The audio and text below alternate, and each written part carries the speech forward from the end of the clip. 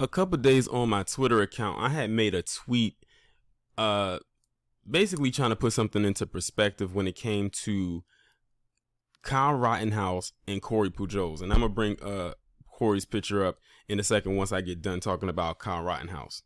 So we all know that when it came to Kyle Rittenhouse and what he did, I feel like I don't have to go into rehashing everything that was involved. Let's just get and cut right to the chase.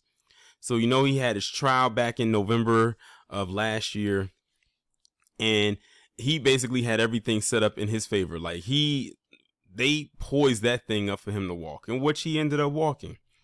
And he got off on so many charges, and they kept chalking it up to self-defense.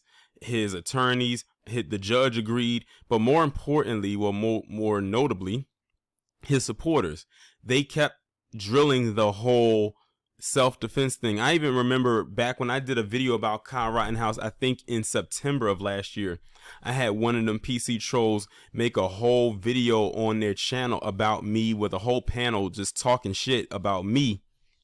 And I wouldn't be surprised, and now that I think about it, I wouldn't be surprised if they were the ones that led to the shadow banning of my channel at that time, before I was able to kind of move my way out of that shadow ban period, because I noticed that my channel started to take a hit around that same time.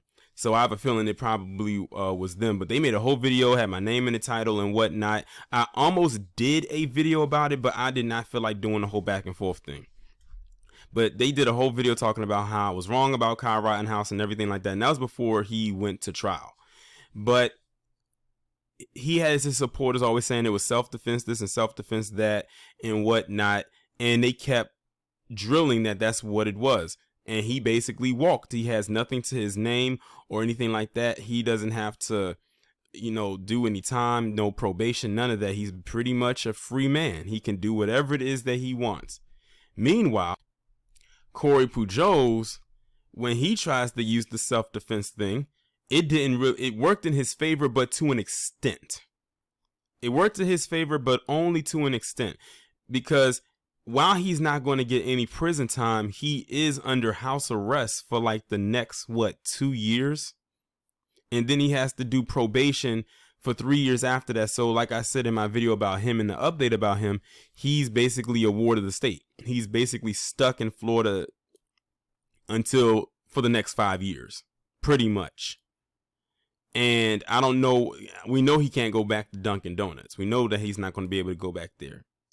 But the reason why I'm bringing this up, more than the fact that both of these individuals use the self-defense claim, before I get ahead of myself, when Corey tried to use the self-defense claim, in which he did do it, you had PC, a lot of the ones who was defending Kyle Rittenhouse, come out and say, oh, it wasn't this, he wasn't defending himself, he went around the counter and he punched the guy and now the guy's dead. So how was that defending himself? Like they don't know the story. The guy came to the drive-thru window making a bunch of noise, and then he got out of his car, walked in there, started cussing out the people working, started using racial slurs. Corey and the crew told him to leave. He left, came back, and did the same thing. So Corey got in his face and punched the guy, and the guy fell and hit the floor, and he died 3 days later. Like I kept telling people, I don't even think the punch is what took him out. I think it's his head hitting the floor that took him out. But as we can see, the floor wasn't on trial. They didn't put the floor on trial.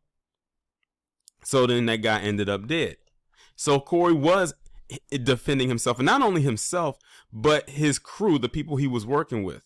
But what I find even more interesting than even that part is the fact that they have something else in common that PC overlooks when it comes to Corey.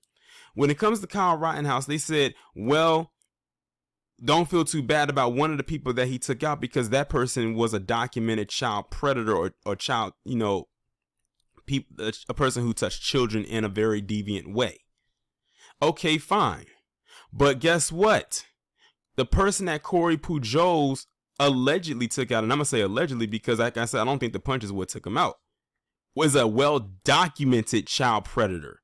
Like, you can actually had typed this guy's name in and pulled up his file, and it dates back to 2006. It's practically also in various articles that have been written in the last couple of weeks when it comes to Corey Pujols, when they mention the person, who I think his name is Vonell Smith or Vonell something. It begins with a V. I do know that.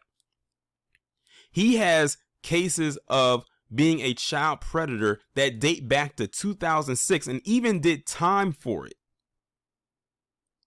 But you don't hear the same people that's coming to the defense of Kyle Rittenhouse do the same thing with Corey.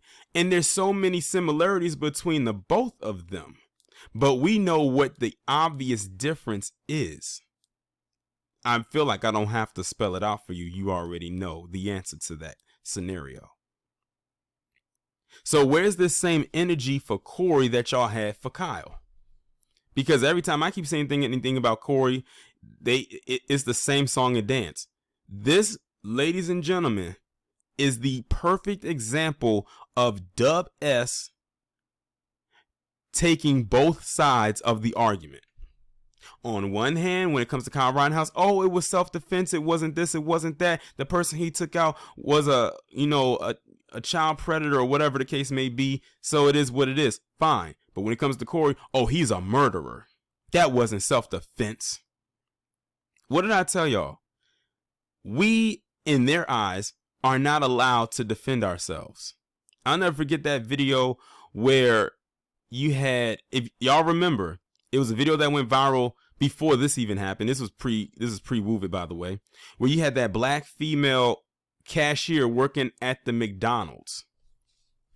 And this random white guy came in there and got into it with her, literally grabbed her by her uniform and almost pulled her over the damn counter, and she started swinging on him. And you had the nerve, you had a lot of people, and what disappointed me even more is you had other black people saying she was wrong.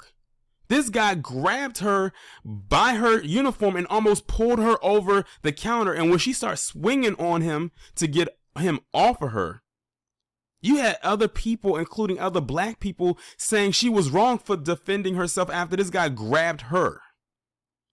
That shit actually pissed me off when I saw that. Y'all know exactly what I'm talking about. So it apparently, in the eyes of other black people aren't supposed to defend ourselves either. Like, you should have saw the level of excuses. And she was by herself. She had other black male co-workers there that literally could have hit that guy one good time to get him off, and all they were doing was trying to pull her back off of him while he was still holding onto her uniform. At that point, y'all could have hit him to get him off, or climbed over that counter to pull him off, because she wasn't in the wrong. The people actually tried to make it seem like she was wrong or she was talking to him some kind of way. Listen, go back and watch that video. Y'all know exactly what I'm talking about.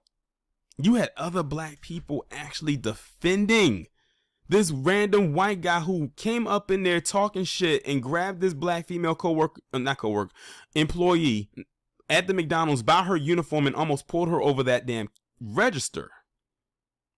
And I forgot what it was over. I think it was some food or McFlurry or something like that. But he came in there basically with an attitude, and he got upset and grabbed her and almost put her over the counter, and she started swinging on him. And people actually tried to make it seem like she was the one in the wrong. It's crazy. But this is what I'm talking about. When it comes to, but back to this, when it comes to Dub S, when it comes to PC, they love to take both sides of the argument. What works for them is not supposed to work for us. That's why I said there's two Americas.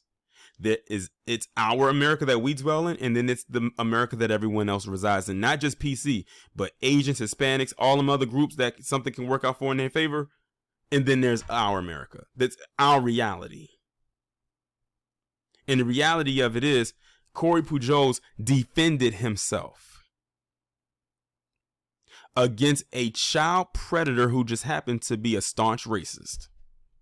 So as far as I'm concerned, Corey took out two birds with one stone. And you had them Dub S's so pissed off and so mad that he only got house arrest and probation, which he should not have even gotten. He should have, in my opinion, at the very least, just the probation. Maybe if he had to like do some community service, that too. But the house arrest? And the thing is, I have to address some of the people in the comments. They said, well, at least he only got house arrest. He shouldn't even gotten that. That means he has to walk around with a damn ankle monitor for the next 2 years.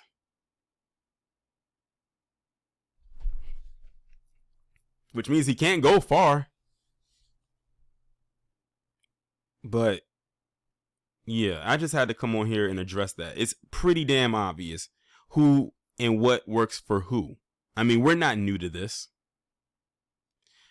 Y'all let me know what y'all think about this down in the comments. Like, share, subscribe if you are new. Make sure you hit that bell to be notified every time I upload a new video or go live.